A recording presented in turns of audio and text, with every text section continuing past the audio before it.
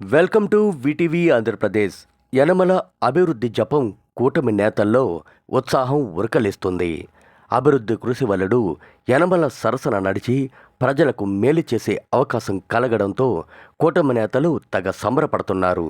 అభివృద్ధి అంటేనే ఇలా ఉండాలన్న ఆలోచనతో చక్కని ప్రణాళికకు పథక రచనతో ముందుకు వెళ్తున్న యనమల రామకృష్ణుడు తుని పట్టణ అభివృద్ధిపై ఫోకస్ పెట్టారు. జననేత్రి యనమల దివ్య ఇమేజ్, రాజా అశోక్ బాబు, ఇనుగంటి సత్యనారాయణ, కుసుమంచి శోభారాణి సత్యనారాయణ దంపతుల సమిష్టి కృషితో పాటు టీడీపీ, జనసేన, బీజేపీ శ్రేణులు గ్రౌండ్ వర్క్ అన్నీ కలిసొచ్చాయి.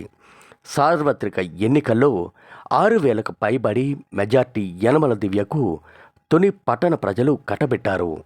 ఎంతిలా ఆదిరాభమానాలు చూపించినా టౌన్ ఓటర్లు ఆశించే రీతిలో పట్టణ అభివృద్ధి యనమల ఫ్యామిలీ కంకణబద్దులైంది.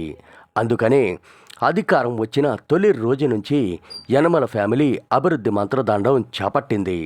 ఎమ్మెల్యే గెలుపొంది నెల రోజులు తిరగకుండానే యనమల దివ్య కాకినాడ అర్బన్ డెవలప్మెంట్ అథారిటీ నుంచి 1,50,00,000 విడుదల చేయించి జననేత్రి అనిపించుకున్నారు.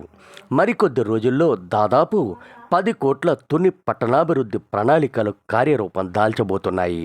ఈ నేపథ్యంలో పోలిట్ బ్యూరో సభ్యుడు యనమల రామకృష్ణుడు మాజీ ఎమ్మెల్యే రాజా అశోక్ బాబుతో కలిసి టౌన్ కూటమి నేతలతో అభివృద్ధి ప్రణాళికపై సమీక్షా సమావేశం నిర్వహించారు.